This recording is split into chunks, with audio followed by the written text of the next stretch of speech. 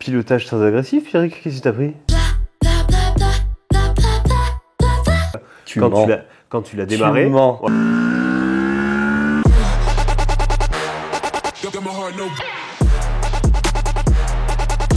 Moi, je trouve que c'est la concurrente de la T7. C'est fou parce que là, la plupart des gens vont tomber de leur chaise quand tu vas dire ça.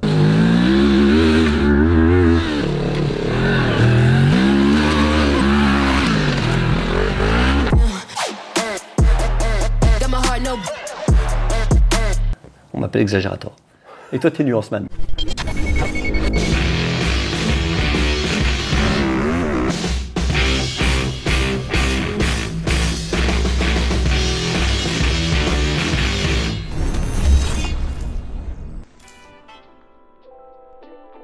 Épisode Morini, première.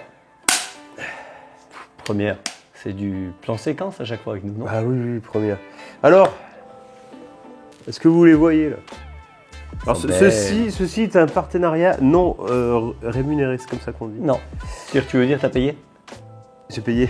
Mais par contre, Mais pour de la qualité. Bah regarde, j'ai des Nike édition limitée MX Test quand même. Ça c'est K. Non. Donc je vous en avais parlé en story, c'est Sunica Custom qui fait ça sur Paris. Voilà, une amie à nous qui fait ça bien. Et puis voilà, bah écoute, moi j'aime bien. De l'autre côté, il y a quoi? De l'autre côté, il y a pareil, mais de l'autre côté quoi. Excellent. Voilà, c'est des MX Test, c'est des Nike MX Test. Cherchez pas, ça n'existe pas. Bah alors moi par contre j'ai un partenariat rémunéré, hein. C'est-à-dire en gros on a récupéré des fringues Fun Dutch, on a récupéré des chaussettes Fun Dutch, donc n'hésitez pas, vous allez sur fundutch.fr. Pourquoi tu dis fun? Fun Dutch, c'est allemand, enfin c'est allemand, c'est hollandais. Eh ben, à lever c'est différent. Ah oui. Ah bah je savais pas. Moi, ah ouais, tu dirais Von Dutch? Ah bah moi, Von Dutch. Non, c'est Fun Dutch. Ah bon, Fun Dutch. Bah, Okay. bah, tu dis pas Von Dutch? Non, mais... Non, tu mais dis Von Dutch. Dutch, mais parce que, en fait, je le dis à l'anglaise, si tu veux. Ouais, qu'à moitié. Pourquoi ils disent V, les Anglais? Qu'est-ce que je veux dire? Tu sais, c'est la même chose on se foutait de nous parce que je disais Instagram. Ouais. Pourquoi tu dis pas Instagram? Bah alors pourquoi ils disent pas Facebook? Tu peux pas dire Facebook et Instagram. Ouais. C'est l'un ou l'autre, t'es d'accord avec moi? Ouais, mais c'est vrai qu'il y a... Mais il n'y a pas de souci sur TikTok. Bref, abonnez-vous. Facebook, Instagram, TikTok. Ouais. Merci à Fun Dutch. Merci à Sunica. Pierrick, on est aujourd'hui réunis pour parler d'un coup de cœur. Et d'un trail. J'ai l'impression d'avoir fait des trails tout l'été. Ouais, c'est vrai. On a fait des voyages dans le trail. On a fait des voyages en trail. On a fait des épisodes de trail. Enfin, c'est quand même bien la partie de l'année, la période de l'année où le trail est roi quand même. Ouais.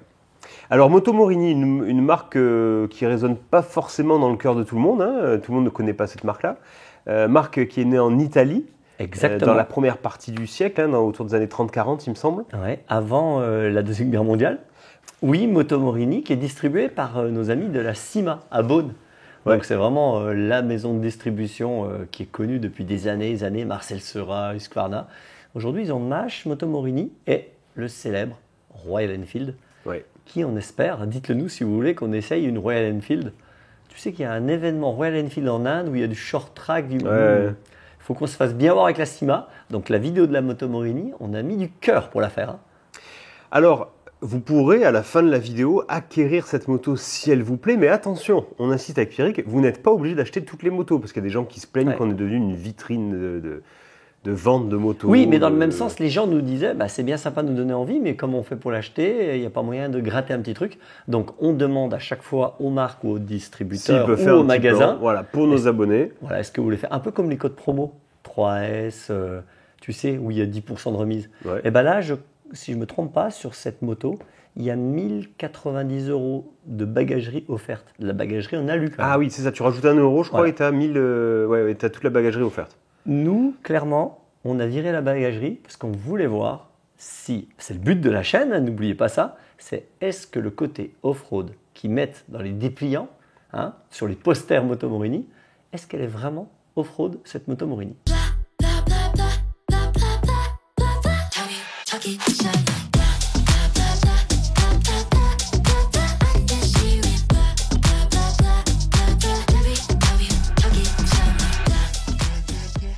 Alors d'abord direction la route, hein, parce qu'on a beau être MX Test, un trail ça se roule avant tout, malheureusement j'ai envie de dire, hein, et n'en déplaise à tous les les déguisés d'Instagram, comme je les appelle, ça se roule sur la route. Et sur la route, cette moto, ça a été une sacrée surprise dans le bon sens. Alors, quand je suis monté dessus, je dois t'avouer quand même que dès les premiers tours de roue, il y a eu quand même une petite déception. Moi qui suis habitué à rouler avec des monstres de puissance sur la route, j'ai une 1290, je roule avec Thierry qui a une 1250 GS. Tu vois, on est quand même habitué à des moteurs qui ont du coffre. Plein de trucs à vous dire sur cette petite moto Morini. Alors petite, je sais pas s'il faut dire petite, parce que quand on est dessus, on a quand même l'impression d'être sur un truc qui est pas si petit que ça. On sent tout de suite la moto sympa, pas agressive. Alors c'est clair, hein, pas agressive du tout. Là sur le coup, quand tu tournes la poignée de gaz, il y a une sorte de surprise de waouh, mais il se passe pas grand chose. Il y a eu la même réaction de mon père, parce que quand il l'a vu, un peu comme toi et un peu comme moi, le look, tu es d'accord avec moi? Ça fait un peu... Ça déchire. Ouais, voilà, tu te dis pas... Elle est vraiment canon. Et puis la petite, tu sais, la finition un peu mat. Ouais, mat satin. Comment on appelle ça, mat satin? Je sais pas, mais vraiment très très réussi. Ça fait haut de gamme pour le coup, ça. Hein. Ouais, franchement, elle est pour moi limite plus belle. Elle est plus belle qu'une T7. Ouais. Elle est un peu racée, comme on dit, racée comme une KTM. Ouais. Mais elle est quand même avec un petit côté sobre. Je trouve qu'au niveau du look, c'est top.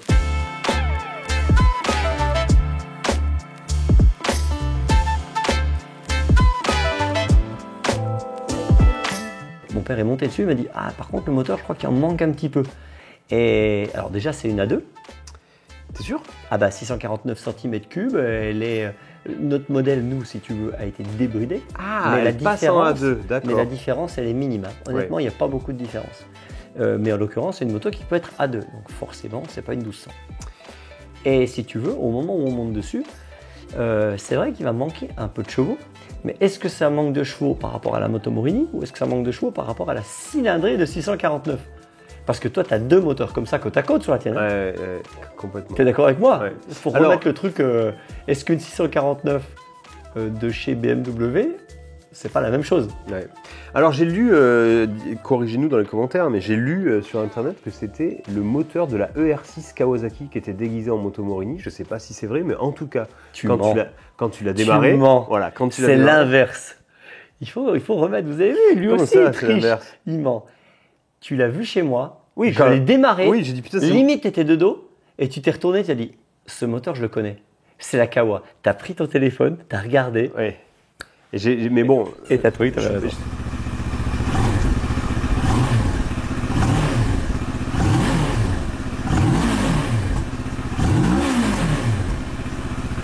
Oui, écoute, tu la connais bien cette moto? Alors le moteur de la ER6, je le connais pas plus que ça, mais par contre, au pilotage, j'ai eu l'impression d'être sur une CB500. Ouais, c'est ça exactement. Avec toutes ses qualités et tous ses défauts. Par contre, d'entrée, allez, je vous fais réaction à chaud. La moto est d'une vivacité dingue. Elle est facile, elle est légère, elle est joueuse, et c'est vrai qu'on se sent capable de tout faire dessus tout de suite. La selle est pas dingue. Elle est un peu ferme quand même, je trouve. Je sais pas ce que ça pourrait donner de rouler dessus pendant des heures, mais je suis pas persuadé que ce soit hyper confortable. Bon, petit inconvénient, faut pas se tromper de vitesse. Hein. Là par exemple, bon, après je suis en 5 à 60, hein, peut-être que j'abuse un petit peu aussi. Hein. Mais n'empêche qu'en 5 à 40, ça repart. Hein.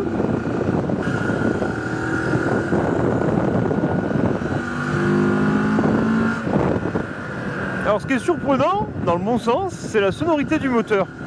Parce qu'autant il fait un petit peu anémique à bas régime, où on a l'impression qu'il se passe pas grand chose et il fait très étouffé, autant dès qu'elle prend des tours, elle a vraiment une sonorité sympa.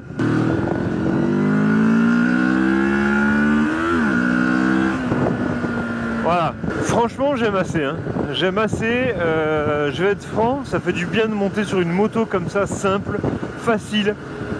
Pas agressive, pas lourde, qui emmène pas, dont on n'a pas peur de quitter la route pour descendre un fossé, pour se garer dans l'herbe ou quoi, sans se dire là c'est tendu. Ses qualités immédiate prise en main, pas de surprise quand tu roules, une moto dont tu peux anticiper largement les réactions à l'accélération, c'est plutôt agréable. Filet de gaz de dingue. Ouais, filet de gaz de dingue. Pas besoin de traction control. Ouais, très douce. Et puis ça fait plaisir aussi d'avoir une moto où tu peux un peu taper dedans Tu sais, avoir des sensations de moteur qui hurlent, sans que sur le compteur, ce que tu lises soit délirant au niveau des vitesses. Exactement. Et tu restes dans la légalité en tarsouillant un peu. Et j'avoue que j'ai pris du plaisir à faire ça. On l'a dit les deux, hein. L'effet 300 BHR. Ouais, alors pour le meilleur. Hein. Oui, pour le meilleur, je parle. Le fait d'attaquer, de se faire plaisir et de ne pas être au-dessus des limitations de vitesse de partout, sans se faire peur en arrivant trop vite dans un virage. Non, c'était plutôt relax. Pour la partie route, parce qu'on sait que vous attendez la partie tout-terrain, et il faut l'attendre, la partie tout-terrain, parce qu'elle déménage. Pour la partie route, je commence à être un peu meilleur en trail, et je me suis rendu compte qu'il y a quand même 3 parties. Il y a la partie nationale droite, autoroute, avec une protection, avec un confort, donc ça on va en reparler. Il y a une partie route sinueuse, et il y a une partie montagne, moto chargée, monter, repartir de zéro, réaccélérer, doubler un camion. Il y a vraiment ces 3 parties, tu es d'accord ? Ouais, je suis d'accord avec toi. Et pour la moto Morini, elle est la reine dans, tu es d'accord avec moi, petite route sinueuse. Exactement. Chez moi dans le Jura, il n'y a que ça. Donc en l'occurrence, droite, gauche, montée, descente, droite, gauche, c'est le pied. Tu as l'impression d'être, je ne sais pas comment dire, j'ai l'impression de revivre mes années quand j'étais gamin, tu sais, c'est juste le pied incroyable. La moto est très légère, elle est extrêmement maniable, elle freine plutôt bien. Si je dois parler de ses points négatifs, parce qu'elle en a, il ne faut pas non plus se voiler la face, je trouve qu'elle a un petit manque de coffre, tu sais, quand tu es vraiment bas dans les tours. En bas, ouais. Tu vois, je me dis que, comme tu l'as dit sur la partie 3 d'un essai, c'est-à-dire tu serais chargé à 2, je pense que ça nécessiterait des fois de tomber un rapport dans certains virages, tu vois, pour un peu la relancer. Et c'est souvent pas un pilotage que j'aime, tu vois, être obligé de tomber une vitesse et tout. Oui, tu veux repartir avec du couple, toi. Ça peut manquer, ça peut en manquer un peu. J'ai trouvé aussi que, tu sais, au niveau de la reprise des gaz, de la poignée de gaz, parfois il y a un à-coup qui est un peu désagréable. Ah, le premier coup de piston ? Ouais, tu sais, quand tu es bas dans les tours et que tu remets gaz, tu vois, si tu le fais pas franchement ou quoi, il y a un petit à-coup, ça m'a rappelé, j'avais ça comme problème sur la Indian FTR. C'est un truc qui pouvait se corriger en concession, mais il y avait ça aussi, tu sais, une espèce d'à-coup d'injection, tu vois. Ok, je comprends. Sorti de ça, non, le moteur est vraiment rigolo au final, parce que voilà, comme j'ai dit, tu te prends à faire des accélérations très franches que tu peux pas faire sur une 1200, quoi. Je veux dire, en tout cas, si tu restes dans la légalité. La maniabilité est folle. Sans déconner, on en reparlera peut-être un peu plus dans la partie off-road et la partie chemin, mais en tout cas sur la route, la maniabilité est vraiment dingue. Donc comme une T7 par contre, c'est pas une moto d'autoroute. Non, et la protection au vent, elle est pour moi, elle est très peu de protection au vent. Ouais, elle n'existe pas. On arrive dans les chemins. Là, écoute, les suspensions, moi, elles m'ont pas posé de problème. La garde au sol est super bonne. Les pneus n'étaient pas fous que j'avais sur l'essai, mais en l'occurrence, je me suis promené droite, gauche, je prends à gauche, je reprends la route, je reprends le chemin blanc, je prends le chemin de forêt. Franchement, il y avait 0 souci. Ce que j'ai adoré, moi, c'est le guidon.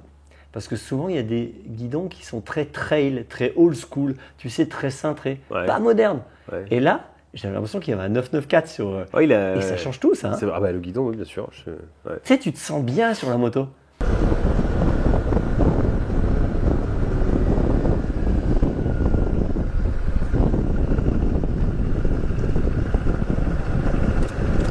On va même faire un petit peu de chemin blanc.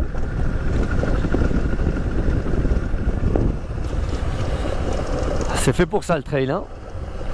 Ça permet de couper un tracteur ou une voiture un peu lente. Hop, on passe par le petit chemin blanc qui a toujours été la vraie route finalement, hein. Alors la douceur du moteur fait un petit peu office de, vous savez, de traction control. C'est-à-dire qu'il n'y a pas vraiment besoin de courbe pour la rendre douce. Ça permet de ne pas faire de bêtises avec la poignée droite. Alors pour le côté tout-terrain, trail, petite route, ce moteur très doux, vous l'entendez, hein, mais joueur quand même, c'est plutôt un avantage.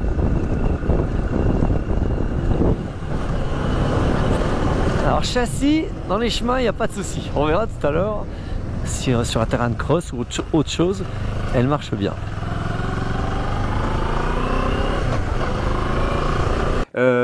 Cette moto, elle était tellement bien en off-road qu'on a décidé de lui faire passer le test ultime, versailles, terrain de motocross.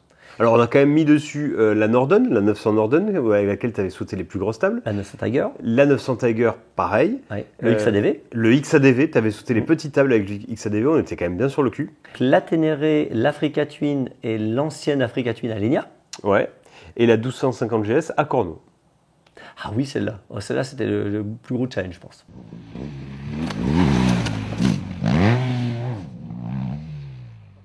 Terrain un petit peu grassouillé. Ouais, donc là, ouais. Pour le coup, c'était du vrai motocross. Hein. Partie sèche, partie un peu grasse. Ouais. Donc c'était quand même le bon endroit pour voir si c'était tout terrain ou pas. Pierrick m'a ramené à Persaillen. C'est exactement ça. Alors Persaillen, ça fait longtemps et je viens d'apprendre nouveau sens. Ouais. Donc on perd tous nos repères. On perd tous nos repères. Donc vous voyez, hein, un gros trail. Enfin un gros trail. On peut pas dire que ce soit un maxi trail non plus, mais. Non. Mais une belle moto. Une belle moto, bah, ça rentre comme dans le trafic. Voilà. Est-ce que vous voulez qu'on vous fasse des leads Renault pour acheter des trafics? Donc toujours sortir la GoPro au moment où il faut sortir la moto.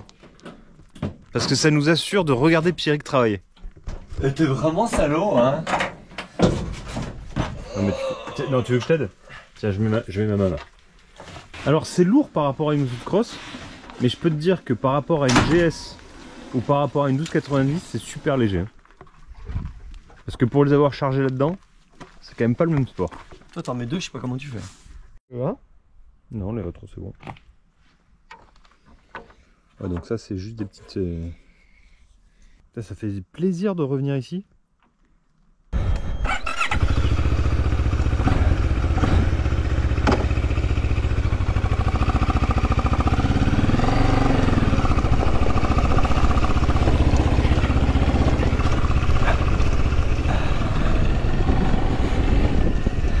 Ah, il a plu pas mal quand même, hein.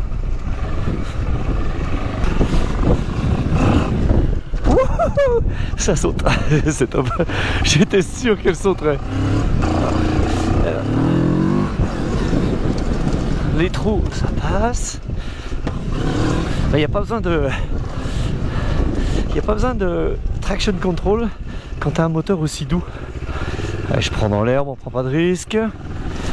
Allez, on remonte à fond. En arrière. Ouais. Bon, le point faible, c'est la fourche. Voilà, parce que si je veux aller plus vite, l'amortisseur ça va à peu près. Si je veux aller plus vite, bah, c'est la fourche qui me bloque. On va essayer de prendre un petit intérieur là. Dans la boue. Waouh, waouh, waouh. Pagé, qu'est-ce que tu fais?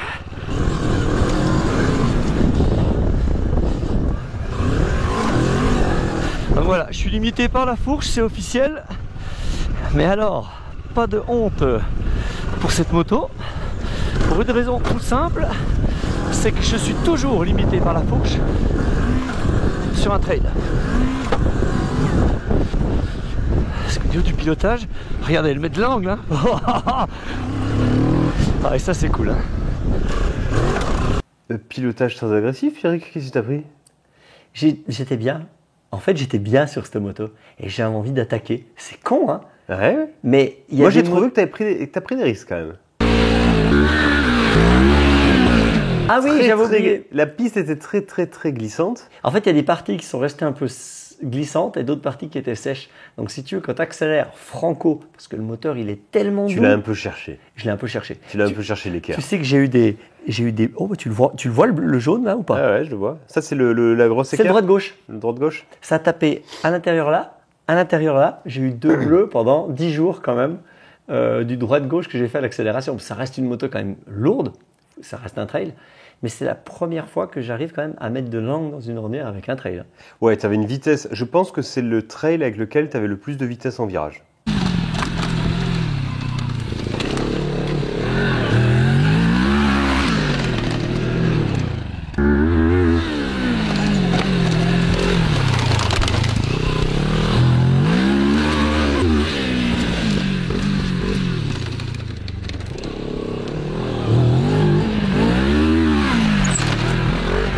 Là, je vais aller sur le côté cool de cette moto, vraiment cool.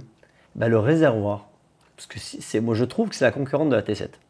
Ben, je trouve que le réservoir... C'est fou parce que là, la plupart des gens vont tomber de leur chaise quand tu vas dire ça. Pourquoi ça? Parce que c'est pas du tout une moto qu'on attend concurrente de la T7, mais pas du tout. Ben, il y a 50 cm3 d'écart, il y a le même look. Ouais, mais elle fait beaucoup plus... Quand tu la vois comme ça, moi, si tu veux, cette moto, quand je la regarde, j'ai plus l'impression, sans être monté dessus, hein, Ouais.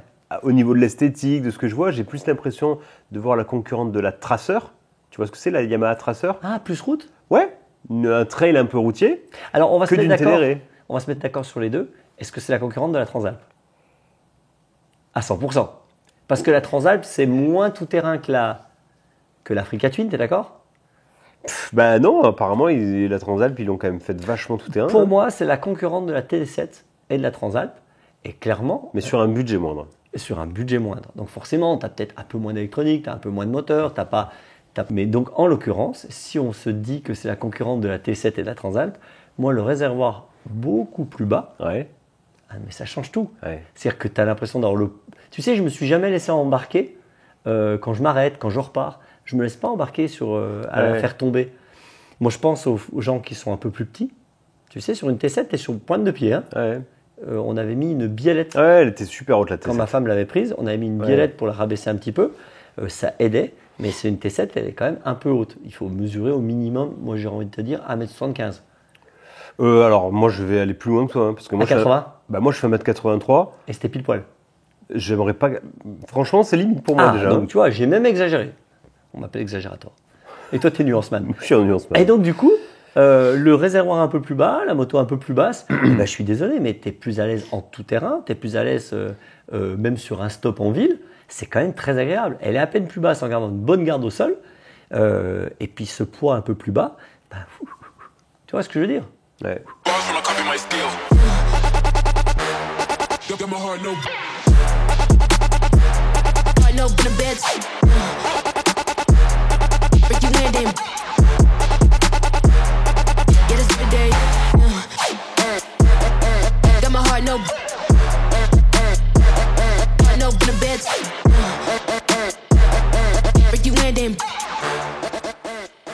Au-delà des qualités du frein que tu mets sur la moto, des qualités de suspension, des qualités de moteur, je crois que le poids, c'est ce qui vient au-dessus de tout quand tu pars en tout terrain. Parce que tu vois, cette moto, on peut pas dire, elle n'avait pas une fourche White Power, Converge, tout ce que tu veux. C'est quand même une fourche, on va dire, entrée de gamme pour du off-road, très entrée de gamme. On va en reparler d'ailleurs. Et au final, elle a fait quand même le job, même si tu arrives vite au bout, elle fait quand même le job, autant que des motos beaucoup plus haut de gamme, mais qui sont lourdes. Ouais, c'est exactement ça. Le côté haut de gamme va servir évidemment à ce petit coffre en plus sur une moto un peu préparée, une T7 avec la ligne Accra, comme on a essayé tu sais, le modèle de 3S là. Ouais. C'est sûr qu'il y en a un petit peu plus.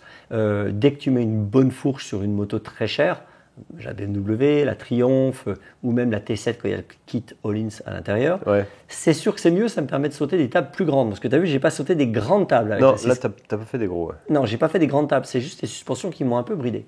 Mais on est à moins de 8 000 €. Ouais.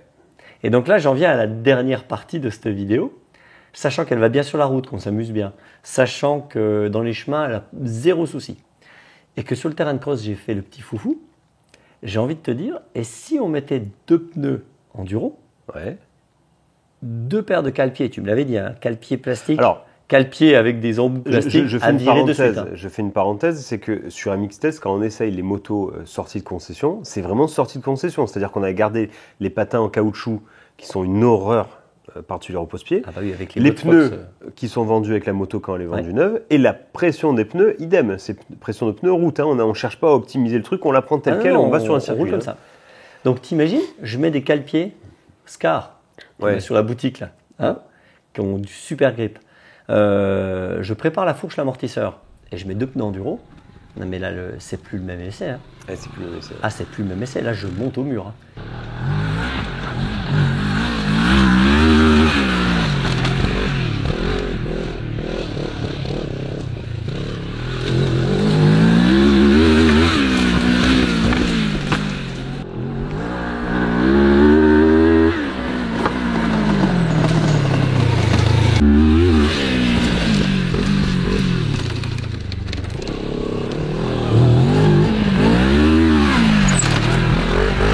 Je trouve trouve qu'elle a un potentiel tout-terrain beaucoup plus développé. Encore, on peut aller beaucoup plus loin. Ouais. Je ne sais pas si, niveau fiabilité, évidemment, il faut voir ceux qui possèdent des moteurs Morini.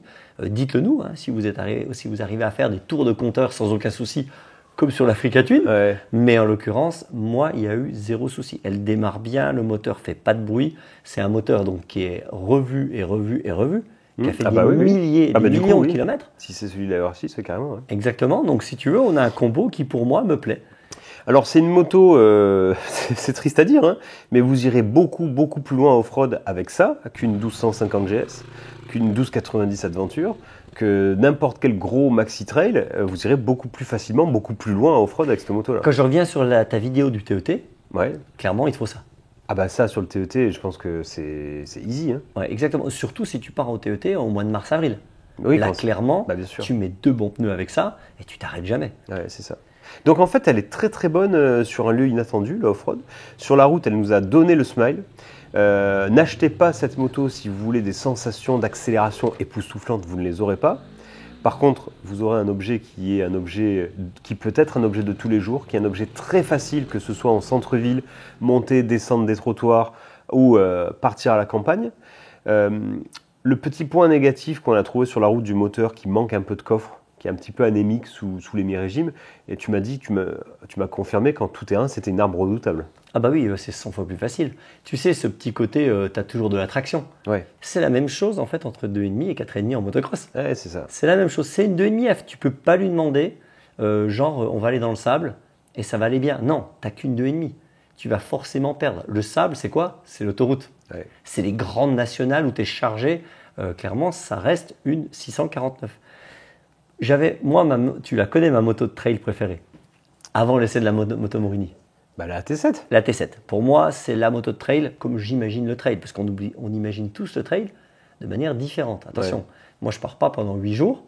Donc, je n'ai pas besoin de prendre une tente. Je n'ai pas besoin de prendre un drone, un appareil photo comme toi. Ouais. Donc, si tu veux, comme j'ai besoin d'être moins chargé, moi, le trail, je vois beaucoup plus léger. Beaucoup plus joueur. Je vois les petites courbes. Je ne veux pas faire d'autoroute. Mais là, honnêtement, j'ai eu la chance de l'avoir 3 semaines avant le tournage, cette moto. Non, mais tous les jours, quasiment, on allait au lac de Vouglan. Je la prenais sur la route, mais c'était... Ouais, elle est très... C'est une moto qui a un capital sympathie de dingue. Elle fait très 70s. Ouais, elle est vraiment... Et c'est marrant parce qu'elle a une esthétique, tu vois, avec ses feux un peu LED, machin... Le compteur Ouais, le compteur un peu... Super moderne et tout. Et en fin de compte, quand tu es dessus, je trouve que... Il y a pas, je sais pas, tu as une simplicité de pilotage, des sensations simples, pures. Enfin, elle est vraiment sympa. Donc, si la moto vous plaît, encore une fois, vous remplissez en dessous de la description, vous avez un lien, vous cliquez dessus, vous atterrissez sur un tableau que vous renseignez et vous serez contacté par une concession Moto Morini la plus proche. Exactement, de chez vous. La CIMA va redonner à tous les concessionnaires les numéros de téléphone et vous aurez tous droit, évidemment, aux 1090 € de bagagerie alu qui se monte. Ah oui, non mais tu sais, il y a les deux de chaque côté et celle du dessus. D'accord, ok. En fait, il y a tout, et à total. Bon, ok. Donc c'est plutôt pas mal. Bon. Enfin, en tout cas, on espère que... Donc on a essayé la Mach, on a essayé la Moto Morini.